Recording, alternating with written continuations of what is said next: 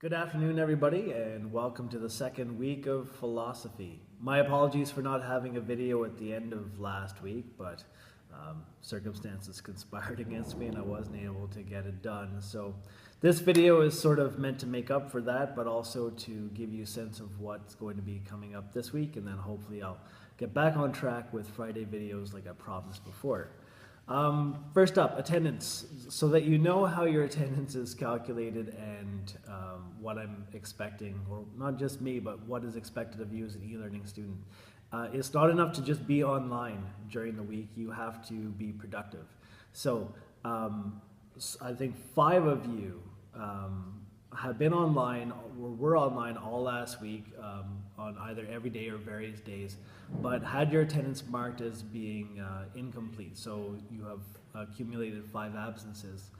And I don't want you to get into the habit of doing this, because what's going to happen is very soon I'm going to start contacting home. As a teacher, what I'm supposed to do is at 5 absences, I contact home, but after that I start to contact the school and like your guidance counselor and your vice principal. So just be aware that what we're expecting of you is that every day you're going to go online, and every day you're going to be productive. You're going to work on a Dropbox assignment, or you're going to be participating in the discussion, or perhaps a little bit of both. But it's not enough just to go online and register that you had your computer turned on, basically. All right. Class list. Our class has almost been finalized. We have 2 people who are still in the orientation because they were on the wait list and added late. And hopefully they're going to be through that and into the class soon. And thank you to everybody for updating your profile pictures. I really appreciate that, with the exception of maybe 2 of you who haven't done that yet. So please make sure you do that. Personally, I find it's a lot easier to get a sense of who you are in the discussions when I can put a face to the name. I feel that way. I'm assuming that there's, at least some people in the classroom would appreciate that too. So thank you very much for doing that for me. On to a little bit of business regarding assignments. So you'll probably notice that I haven't graded any of your Dropbox assignments yet. Partially that's because I'm a little bit behind in my marking, but partially it's because I do wait until the end of 1 week before I start grading things. I like to get a full class set of assignments first before I start crunching through them, because it's just easier for me to mark when I have a good I have the mindset for a particular assignment. So this week you're going to be getting some assignments back. So for those of you who are anxious to know on how you're doing with regards to your written work, you'll know that by Friday at the very latest. The discussions are going really well, I think. I'm very happy with what I see. Some of you are clearly participating more than others. Most people are participating to some extent though. And the participation is it's of a good quality. Like, I feel that when I go on and I read what people have written, that it's worth my time reading it. So I'm very happy with the quality of the discussion that I'm seeing.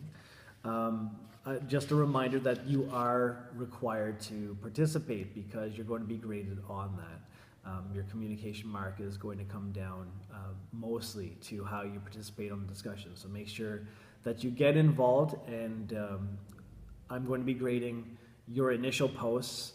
So for any question, I expect everybody is going to make an initial post, but then I'm also going to be grading your responses to other people, because the whole concept of discussion, as you should know from that first assignment, that plea for dialogue is important. Ideas get better and stronger because we have dialogue. So I do require you to get on there and to reply.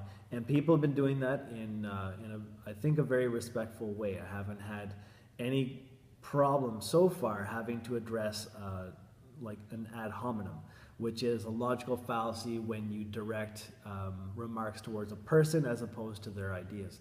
So just remember that when we put ideas to the test, we're putting those ideas to the test, not the person. And for those of you who seem to be having your ideas put to the test more than others, take it as a compliment, because that's the way that you should take it. I know for me personally, I'm more likely to rebut somebody's ideas if those ideas strike me as being particularly intelligent or insightful. So don't think that I'm picking on you. Think of it as being a compliment, because that's how I intended. As for what is going on in the discussions, I would just like to talk a little bit about the content from last week. So the Aristotle discussion and the concept of essence. Is there an essence of high school? There must be. If you're Aristotle, he would believe that if something existed, there has to be an essence. What exactly is that essence? I'm kind of inclined to believe that it might be something along the lines of knowledge or learning would be my sense of what it might be. I do like the argument that it's rationality, because it comes down to human beings, and I like the connection that was made there. But I would be inclined to say that as long as there is learning happening in a building, that building is a school. Those would be my thoughts, but that's my opinion. And I think the value of that particular discussion is the fact that it shows that, number one, a simple question can actually take a lot of thinking to come to a good answer for. And number two, the idea that like more than one answer can be a good answer to a question, but not every answer is a good answer to a question. That's something that I think we have to work out of our mindset in this class. Is you're probably raised to think that all opinions are valid, and they're most definitely not.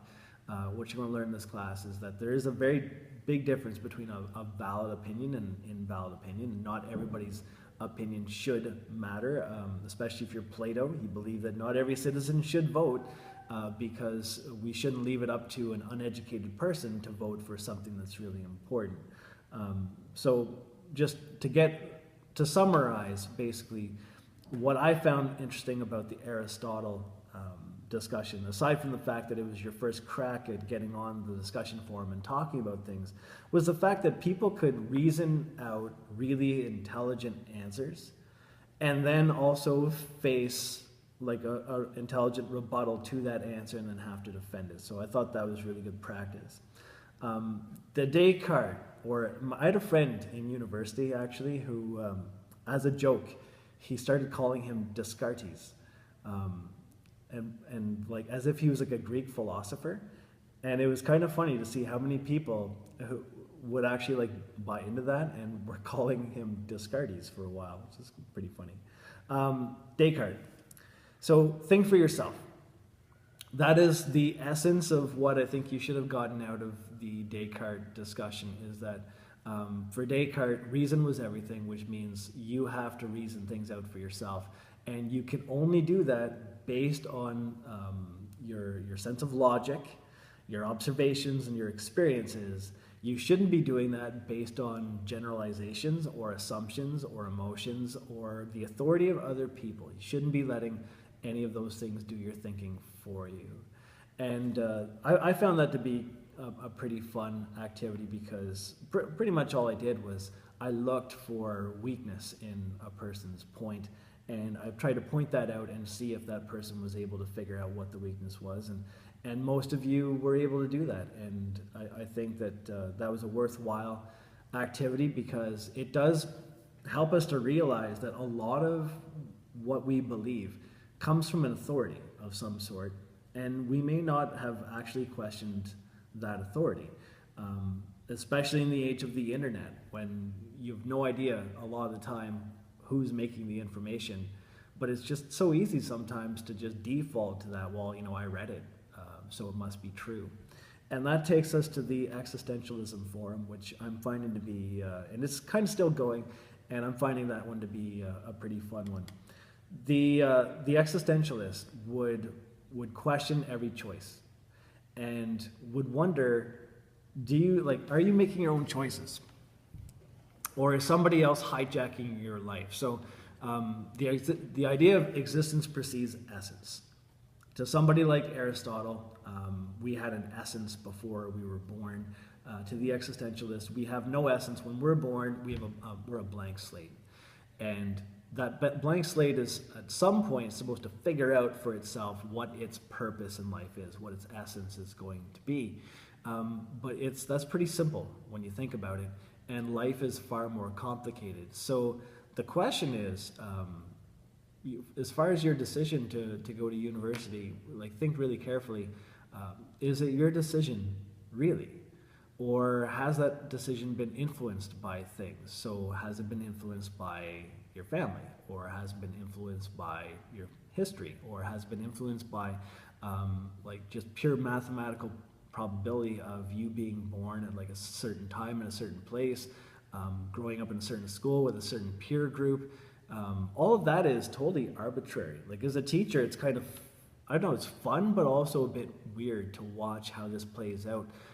I'll give you an analogy. The first year that I taught at my school, I used to be careers guy. I used to only teach careers. So I taught like pretty much every grade 10 in the school for 4 years until they finally moved me into English because I was becoming stir crazy. The first cohort of students that I taught struck me as being like intelligent, but poorly behaved, like really poorly behaved on the whole. This is like a generalization, all right? The second cohort seemed to be like just as smart, if not smarter, but also much better behaved. The third cohort were also really nice students, but they weren't scoring as high on like, don't know how much validity you place in an IQ test, but I used to do them. They weren't scoring as high on the IQ test as the first two groups. And so just with those 3 years in mind, it made me think like, wow, that's quite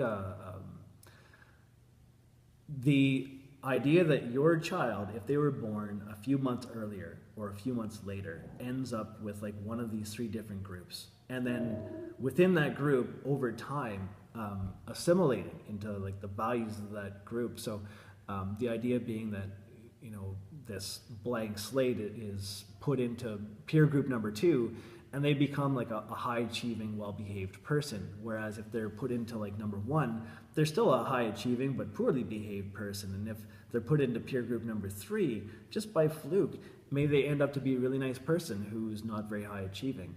And it all comes down to just math and probability. So anyways, that's a bit of a tangent, just getting back on track. The existentialist in me is going to question every decision you think that you're going to make. So just be aware that whatever you say is the reason for your wanting to go to university, I'm probably going to find something to pick on. So just be aware that I'm going to pick on you, but take it as a compliment because that's how it's meant to be. So looking forward, the more recent, on Friday, I post a lesson which is live today. I'll be posting another lesson tomorrow. The most recent debate or question is over materialism and idealism, which basically comes down to, do you believe that the universe is made out of stuff, or do you believe that it's made out of ideas? Because if you believe that the universe is made out of stuff, then we are just atoms in a combination. Whereas if you believe that the universe is made out of ideas, then our mind is probably something far more greater or different than just a combination of atoms that get put into tissues that form a human brain, which send off and receive electric signals through the nerves. So it's an interesting question. I haven't weighed in on it yet because I want to see what people are going to say first, and then you'll probably get the sense that I love to chime in on these things. And then after this, we're going to head into the territory of whether or not God exists. And this is a 2-part lesson. It's a huge lesson. And it's also, I think, maybe like just the idea of it is going to make a few people uncomfortable. So my parting words, looking ahead into the next 2 lessons that are coming up, is this. We should be able to discuss anything in an intelligent way. Absolutely anything. If we're intelligent people discussing ideas in an intelligent way, there should be nothing that's off limits, all right? Be respectful that there are going to be people in the class who have strong beliefs, religious beliefs or non-religious beliefs. Be respectful of that. But at the same time, don't feel that you have to hold back. Say what you want to say as long as you're saying it in an intelligent way.